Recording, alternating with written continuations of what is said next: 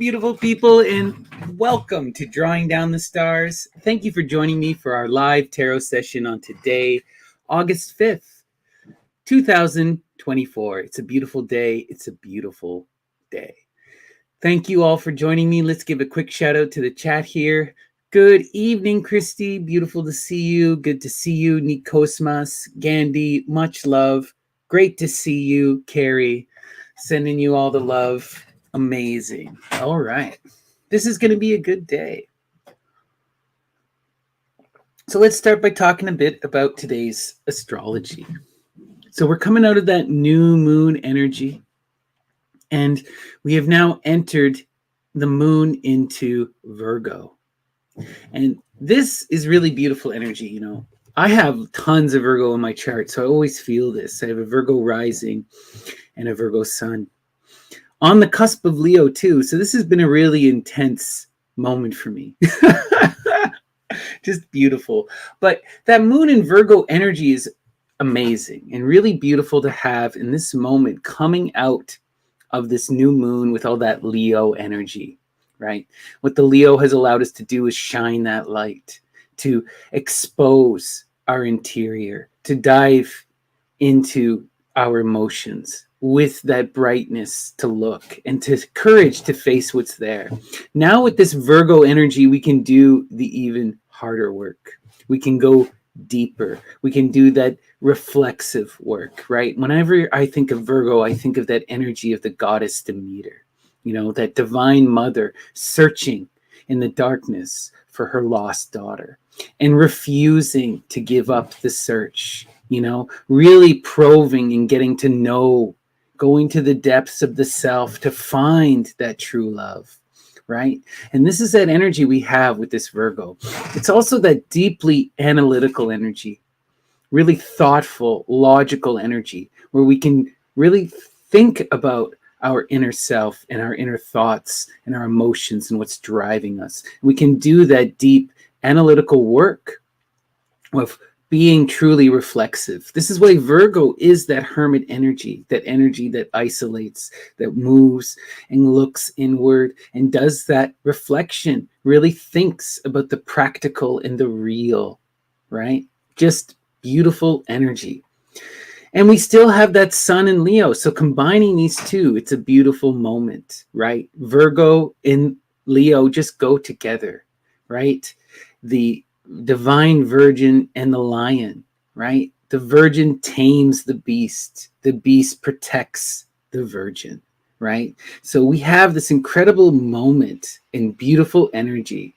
So really reflect on this, especially coming out of that new moon, right? Or we have this new beginning, this new cycle, and now's the time to really imagine where we want to go with this energy and put it into practice, right? Recognize that what we do in the present defines our future, right? And what we've done in the past defines our present.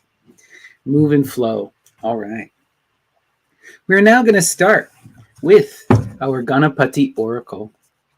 We're going to ask Ganesha, the Lord of creation, the divine child, the master of the threshold. Whoa! He's shooting out at us. He's got a serious message. What is spiritual practice? Spiritual practice. Oh, wow. Time to do the hard work, right? You got under the stars. You made your wishes during that new moon. I know you did. I told you guys to. And now you need to put all of what you want into praxis. You have to go through the effort of doing it and being disciplined. When I was thinking about today's message and I was drawing my tarot this morning, I drew the priestess, and that inspired the title there. Listen to your inner voice and recognize your spiritual power, right? Connects so deeply with that Virgo energy too, and with this energy of the spiritual practice, right? The priestess is that sign of discipline, right? She is the one who weaves the weave, who manipulates from behind the scenes, who sees everything, right? And It's through that refinement that her power works, through that persistent engagement, through moving through the cycles in flow, right? The feminine energy of the priestess is this slow building, right? Things coming together to form a tapestry. Unlike that energy of the magician, which is that fiery wand, right? We're now in this moment, we're weaving things together, putting things into plan and into motion, right? Defining the future through our practice, right? And so much about spiritual practice and engaging, when you engage in something like worship, you are transforming yourself. Every action, every word has an effect. And if you put your attention and love into something, it will be profound, especially if that is a deity or the muse or something like art or love. Beautiful. All right. We're now going to hop to our sortes. For those of you unaware, the sortes is a form of bibliomancy, that is divination through literature. It comes to us from the Greco-Roman tradition, and we ask those goddesses of inspiration, the muses, to guide our hand and to send us a message. So we're going to go to my dear friend Graham's chat book. This is called A Treatise on Abyssal Metaphysics. So muses, guide my hand. What is the message from Graham? Inspire us. You question if you are dying. Oh, wow. You question if you are dying. That is something really deep to think on, right? All that lives dies. To be born is to be condemned to death. And to forget that we have the potential to die is to live in hubris and ego, right? In so much of like the spiritual tradition, you really see a reflection upon this. Like in Tibetan spiritual practice, it's almost a preparation for death, learning to focus, learning to build those mental repertoire so that when you do die, that you are prepared to go through the process and come out whole again. Beautiful to think on. We're now going to go to another chapbook by Graham. This is called Cruelty and Transformation, the Integration of Mysticism in Life and Art. All right. Muses, guide my hand. What is the message from Graham? Inspire us. Oh, wow. And this flame shall proceed from my mouth. This flame shall proceed from my mouth. When I think of the flame and I think of that divine energy of wisdom, of transformation, right? Of Prometheus, right? That gift that he was willing to die to give us, sacrifice his life for, to be put in perpetual torture until he was freed by Hercules in the sacrifice of Chiron. Deep, deep, deep stuff. And this power of the flame to shine that light, to really put this into practice, to really create with that power, focus on what that flame represents, on what that light can do, and how you can use it to inspire you. All right, let's continue. Narcissus and Goldman by Hermann Hesse. Muse, guide my hand. What is the message and the inspiration from Hermann Hesse?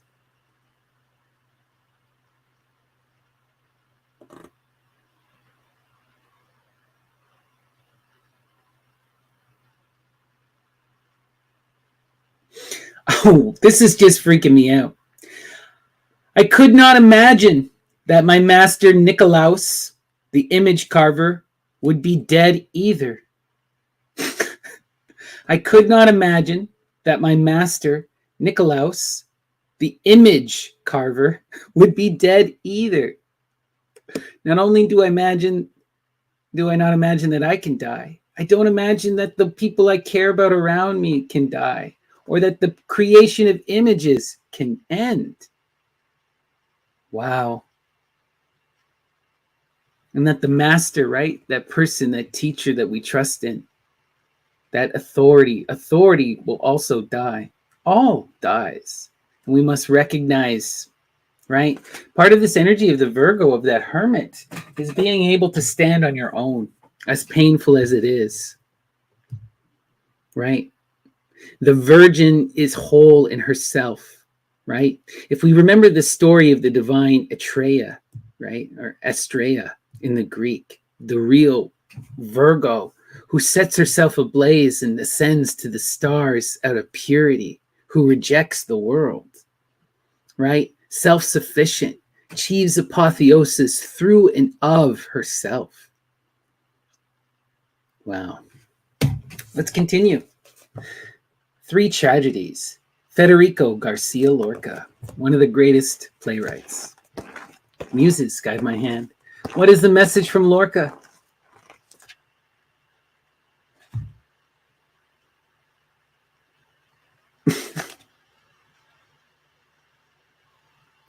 I. Less eyes and more spirit. I couldn't tell you anything before, but now I can. I. Less eyes and more spirit. I couldn't tell you anything before, but now I can. Less I, more connected in spirit, in community, right? Recognizing our multiplicity,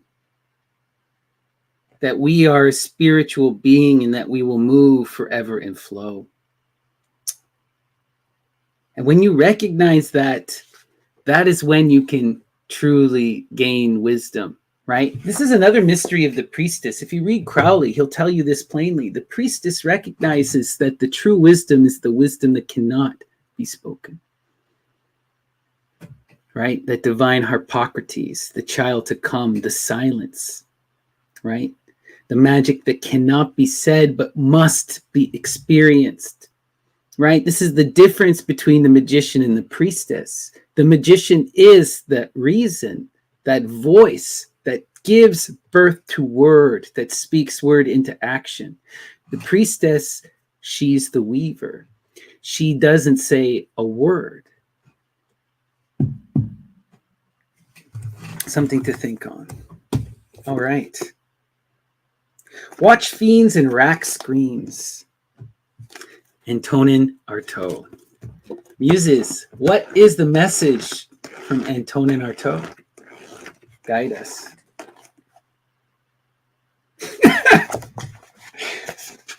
Now, I don't know if you can see this. It just says in both French and English on 2 pages. Now I know this. Now I know this. Wow. Recognize your inner wisdom. Go into those depths and shine that light. We're getting pummeled by the muse today. Let's continue. All right. Goethe. I cannot tell you how much I love Goethe. All right. Muses, guide my hand. What is the inspiration from Goethe's Faust? Inspire us.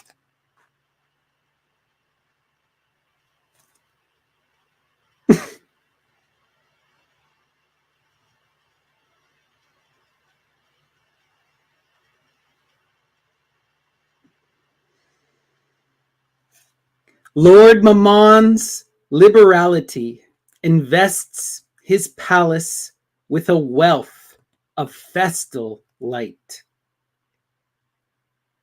Lord Mammon's liberality invests his palace with a wealth of festal light. Wow.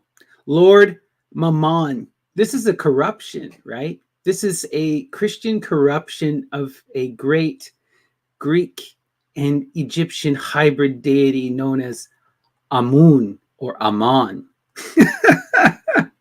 And Lord Amon's liberality invests his palace with a wealth of Vestal light.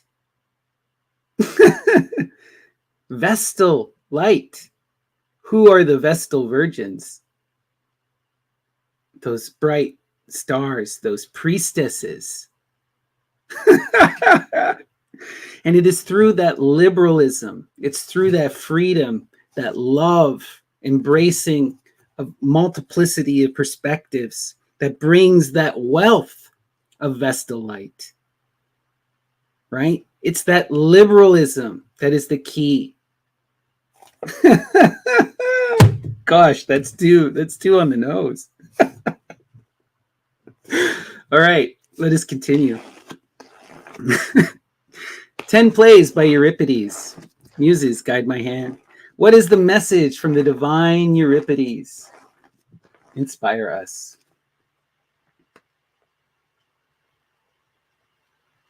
I have seen the raving Bacchantes who rushed barefooted from their homes in frenzy. I am here all eager to tell you and the city, king, the fearsome things they do, things surpassing wonder.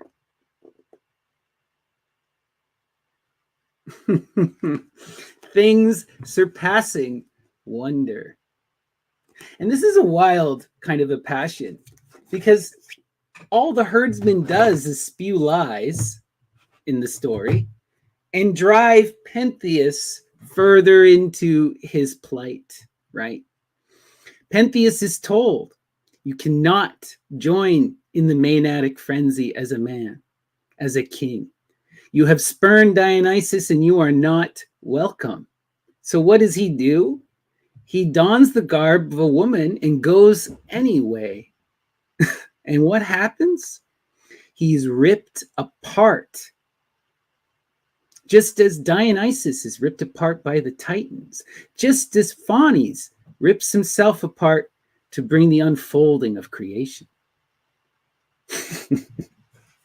Lots to think on here, you know. The Bacchantes in that wilderness, priestesses, doing things that bring more than wisdom, following the chorus leader, Dionysus. Let's continue. Lord Byron. Muses, guide my hand. What is the message from Byron? Inspire us.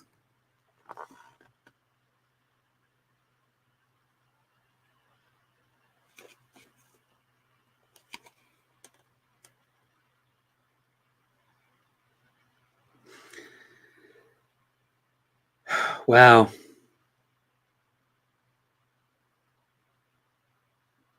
Of early nature and the vigorous race of undiseased mankind, the giant sons, of the embrace of angels with a sex more beautiful than they, which did draw down the erring spirits who can ne'er return.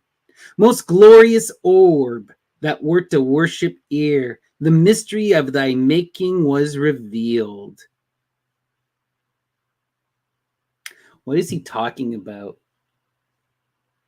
There's a lot here to unpack. The mysterious orb, the spinning top, the strophalone of Hecate, that which blinds us and drives us into creation, right?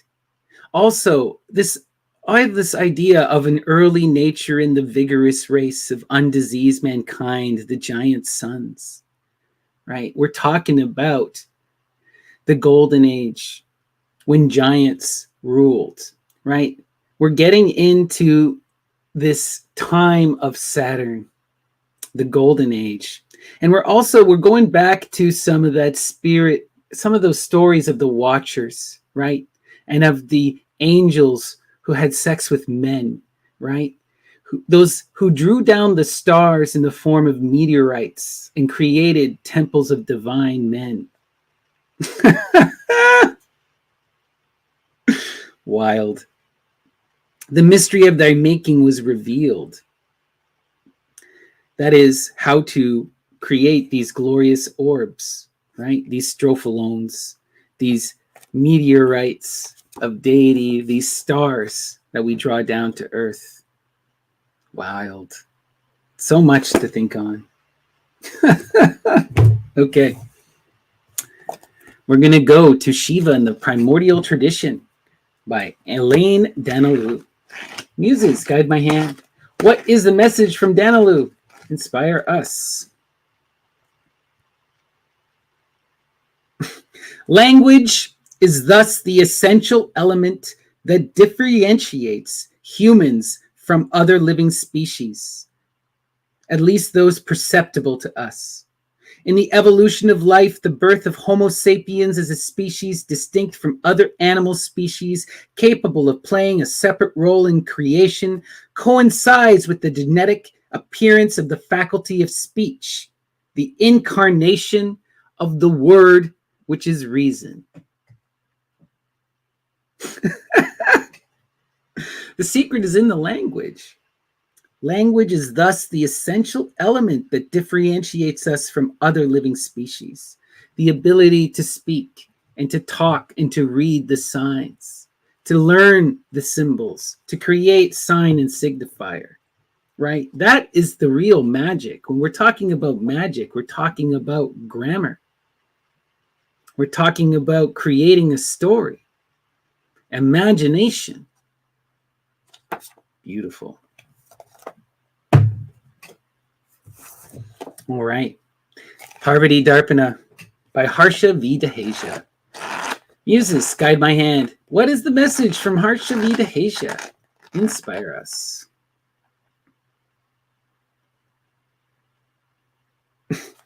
When Shiva returned to Mount Kailasha, the joyful Ganas made all the arrangements for his happiness. When Shiva returned to Kailasha, there was great jubilation there. The gods returned to their realms with their mind full of joy. Wow. This is wild to me because we talked about the Ganas earlier today. In fact, we have someone here who is the Lord and representative of all of the Ganas. Ganapati, Ganesha. Right? And what does that word roughly translate to in English? Spirit, right? Or daimon. When Shiva returned to Mount Kailasha, the joyful Ganas made all the arrangements for his happiness. When Shiva returned, there was great jubilation. The gods returned to their realms with their mind full of joy. We were learning about spirits earlier in the sortes, right? The key here is to connect to those spirits, to the entirety of the universe, to the animist spirits, to all of the daimones. You know, I've been reading on the channel over the last few weeks, The Golden Ass by Apuleius. And right now we're in a part where they just finished telling the story of Cupid and Psyche.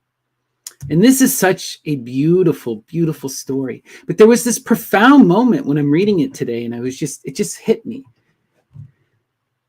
Psyche, goes to the goddesses, those that she had loved and worshipped, and she tends to their temples. And the goddesses refuse to help her. They say, no, we are bound to our sister and to our mother, Aphrodite. We can't work against her. And so she believes that she is lost, that all will abandon her. But who comes to save her but the mundane spirits?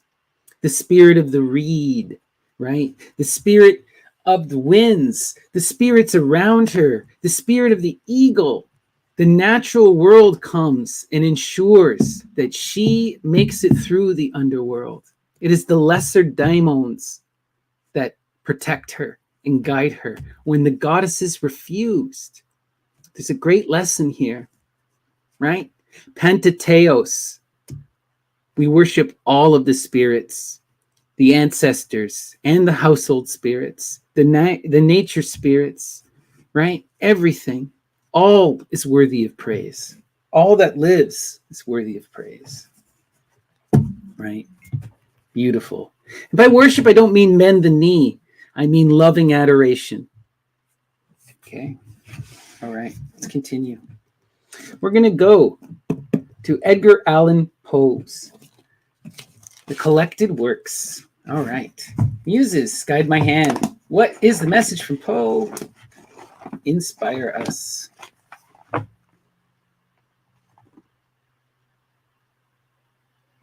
Yet in time, and by long and frequent pauses of deep agony, he reaches the river bank and disposes of his ghastly charge, perhaps through the medium of a boat.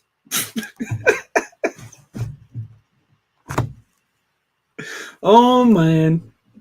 Yet in time, and by long and frequent pauses of deep agony, he reaches the river bank and disposes of his ghastly charge, perhaps through the medium of a boat. Does this not remind us of the underworld? It sounds to me that our man here is approaching the river Acheron and that he is going to have to pay Chiron to take that body off his hands and to ferry it to the other realm. I just hope he can pay the ferry because Chiron does nothing for free. So much death and transformation. So much lurking and listening and recognizing the spirits around us and moving towards this underworld, going into this darkness. It's really interesting. I almost forgot. I want to read a poem for you. It's kind of wild. This poem, it even hits harder now after the sortes. I intended to start with it, but I forgot. This is a beautiful poem, and it really hits home with that message of going to the underworld, to the river, right? To dispose of the dead, right? And that river is the flow to that beautiful ray of energy. So this poem I intended to read, but I forgot about.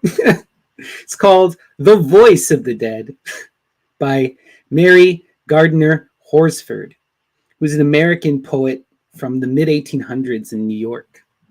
Very interesting lady. All right. Oh, call us not silent, the throng of the dead, though invisible being no longer we tread. The pathways of earth from the grave and the sky, from the halls of the past and the star host on high, we speak to the spirit in language divine. List mortal our song ere its burden be thine. Our labor is finished, our race it is run, the guerdon eternal, the lost or is won. A beautiful gift is the life thou dost share. Bewail not its sorrows, despise not its care. The rainbow of hope spans the ocean of time. High triumph and holy makes conflict sublime. Work ever, life's moments are fleeting and brief. Behind is the burden, before the relief. Work nobly, the deed, livest bright in the past. When the spirits that's planned is at rest from the blast, work nobly. The infinite spreads to thy sight. The higher thou soarest, the stronger thy flight. And when from thy vision loved faces shall wane, and thy heartstrings thrill wildly with anguish and pain, the voices that now are as faint as the tone of the zephyr that stirs not the rose on its throne, shall burst on thy soul, an orchestra divine, with seraphs and cherub from deity's shrine. Wow. The message from the dead is to love life and to work ever and to face that sorrow and suffering with pleasure. For to die is to experience naught. And there is joy in the transformation, and there is joy in the struggle. Wow. Beautiful. All right. Before I hop over to my tarot, please give me a like and a subscribe. It really does make a big difference in the algorithm. And if you're at all interested in receiving a private reading, you can reach me, snappydts@gmail.com, or you can send me a message on Discord. I'm Snappy or Lady Snappy. And yeah, or if you just feel like chatting, send me a message. I'm always around and I love to talk. If you couldn't guess. All right. today's tarot reading. All right. We are going to use the Thoth Tarot of Lady Frida Harris and Aleister Crowley. And we are going to call down that divine Kronos, Saturn, and ask him to dissect our life, to cut it up and put it on the plate so we can examine our conflicts, look at our situation in the present, and see how we rise above. Jesus, can't make this up. Okay, well, our center card is the Priestess. She shot out at me in my face. Right. Saturn, how do we rise above? How do we manifest our true will? And the center card is always the most important. And we've been talking about this one already. The Priestess, right? The camel. The one, you look at her, she's wielding the weave. She's behind the throne. You know, she is that lunar energy that is drawn down to the earth. Right? This is that energy of discipline, that energy of connecting to the divine feminine, of listening, of working in flow, of intuition, of that subtle magic of the universe, of divine creation and femininity. Right? Beautiful. That Luna energy. Where's this going? Okay. Oof. Debauchery. Seven of Cups. Overindulgence, right? Overindulgence to the point of extreme and of death and destruction. You know, I've been thinking about this a lot lately because I've been working on my own tarot, a Greek version of the tarot. And when I came to this cup of debauchery, I was immediately drawn to the story of Pentheus. And for my card, I'm going to intone that image of Pentheus trying to receive the cup and then being ripped apart, right? Trying to see this debauchery and engage in this debauchery and is destroyed by it. You know, we have to recognize, right? If you look at these cups, there's too much indulgence and it is leading to stagnation. The cups are overflow, but they are filth. And they are flowing filth into one another and they're creating a swamp. You know, the seven is expanding upon that pure reason. That's that pleasure in the cups, right? That balance energy, that structured energy. The sevens are wobbly, right? And they're unbalanced. But there's lessons to be gained here. And there's a thing that must be faced. We also have to move through the debauchery.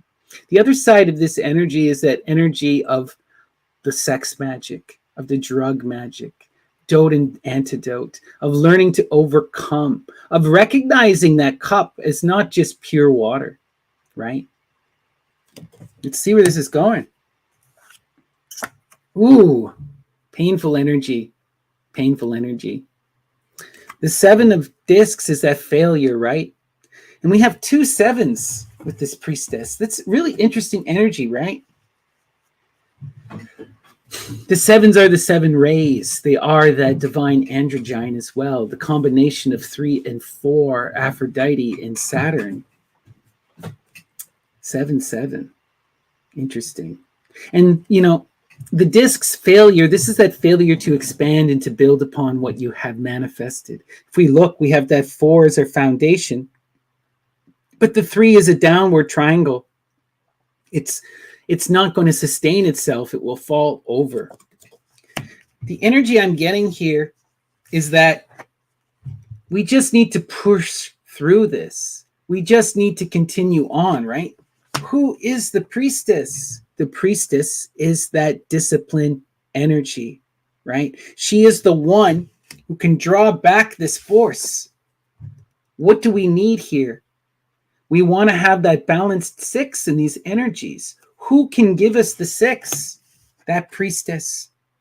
Through that ability to transform and to be disciplined and to reflect, to draw those energies back, to work the weave, to transform these failures into success and into pleasure. Wow. Beautiful. Let's see where this is going. Yeah. And the key is to be in balance between these forces, the two, to be at peace, right? Interesting. 2 sevens on either side, right? We are struggling with the water and with the discs, but in our mental mind, in our mentality at this point, we are focused, we are balanced and at peace. We are able to reflect upon both sides and move between the poles. Beautiful energy, disciplined energy, you know? See where this is going. Wow. Interesting. What I'm seeing is that coming out of this new moon energy, you know, we had that futility. We were struggling before the new moon was in our mental faculty. We were unable to be in reason, you know. But now what we're seeing is that our mental faculty, we have balanced this out. We have drawn the energy back to a place where we can see the different perspectives and hold them in unison to achieve that whole, right? How do we see something clearly? By taking everything in together, right? The lotus unfolds in between the perspectives of the points of the sword, right? And this one, the lotus blooms in between the points of the sword, or in between the crossing of the sword, sorry. Oh my gosh. And then we have the Queen of Swords energy. Beautiful. Wow. This is how we're showing up. At this time, you know, we are refining that logic, our reason. We understand. We are seeing things clearly. We are learning to perceive the prophecies as well, right? That airiness, that connecting to that. The Queen of Swords is probably the best energy to connect to the moon, right? To the priestess, because she has that ability to be in that air, to be and to go to the stars, right? Wow. Let's see where this is going.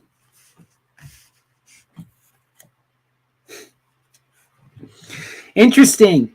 We saw this energy show up yesterday, the Knight of Wands, right? That mature, outgoing, fiery force, right?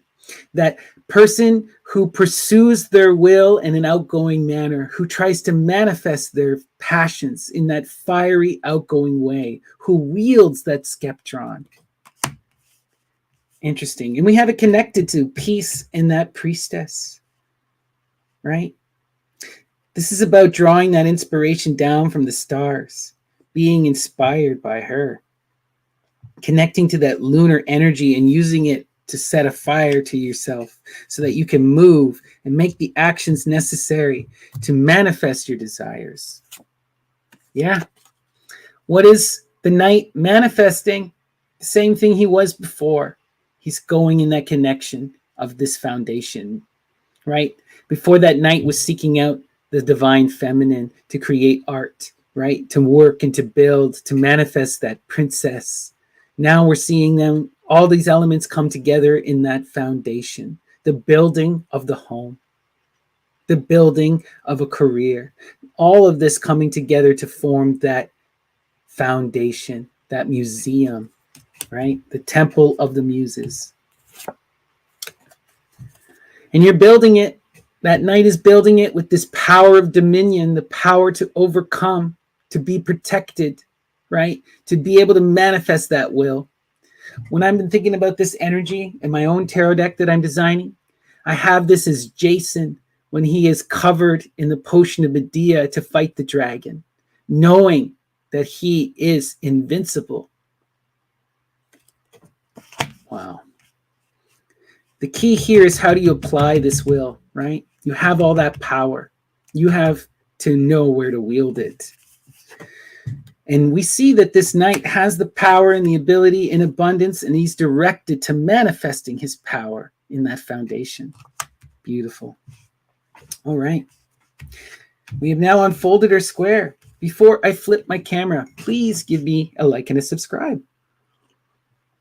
And again, if you're interested in a private reading, please reach out. You can find me on the Myth and Lore Discord or email me, snappydts@gmail.com. Thank you. Everything is in the description. All right. If we look here, this debauchery is holding us back. But the key to overcoming this debauchery is to see things clearly. We have to go through this process that we saw with the priestess, this disciplining energy. And part of that disciplining energy is learning to see the perspective clearly, right? If you want to manifest this museum, if you want to create this family, this connection, this building in the physical world, you're going to have to take responsibility. You're going to have to hold back from this debauchery. You're going to have to see things from a balanced perspective, right? So it's going to require effort and work and refinement and personal responsibility. When we go here down the middle, that priestess and that peace is manifesting that night. Beautiful. This night is manifesting through this connection to that inspiration, right? To that divine discipline, to that divine feminine, and through being at peace with ourselves. This is about recognizing what we want, recognizing where we are meant to go, following that divine flow, that weave with loving passion and going towards where we're meant to. Beautiful. And then we come here. We have that Queen of Swords energy, right? That absolute teacher, right? The one who has that knowledge and wisdom to share, who builds up others around her. And she's trying to manifest, right? Trying to manifest this tower, but it's coming up hard and difficult. But she has the ability. She has the will and the passion, right? It's about combining these elements together to manifest, continuing to pursue this, to transform this 7 into the 8 of prudence, or to bring it back through discipline into that 6 of success. All right, let's check out our crosses here. This queen is, through this connection of this priestess, she's calling down this energy to manifest this power, this foundation, this family energy. That's what it's all about. That's what you're going towards. That's what you're trying to get. That's where your mind is fixated upon. Building this museum, this foundational energy, this community energy, right? Beautiful. Then when we see this one, you're balanced of mind. You have the willpower. You just need to embody the priestess. You just need to be the one who goes out under the stars and does the hard work, who has the discipline to do the weaving, who can go through that hard work of creating a tapestry, right? That persistent energy of discipline, of focus, of creation, right? Wow. All that's needed here is refinement, discipline, transforming that failure down into the 6, transforming this debauchery down into the 6, and then you get success and you get pleasure, right? Beautiful. We just got to do the work necessary. All right. That's the message. I hope it resonated with you. It certainly resonated with me. Become that priestess. Connect to those spirits. Go out under the stars. Do your underworld magic. Honor the ancestors. Speak to the dead. That is the message today, my friends. All right. Let us do one final sortes, and we will go to my friend Graham's A Treatise on Abyssal Metaphysics. Muses, guide my hand. What is the inspiration? What is the message? What do we leave our audience with tonight?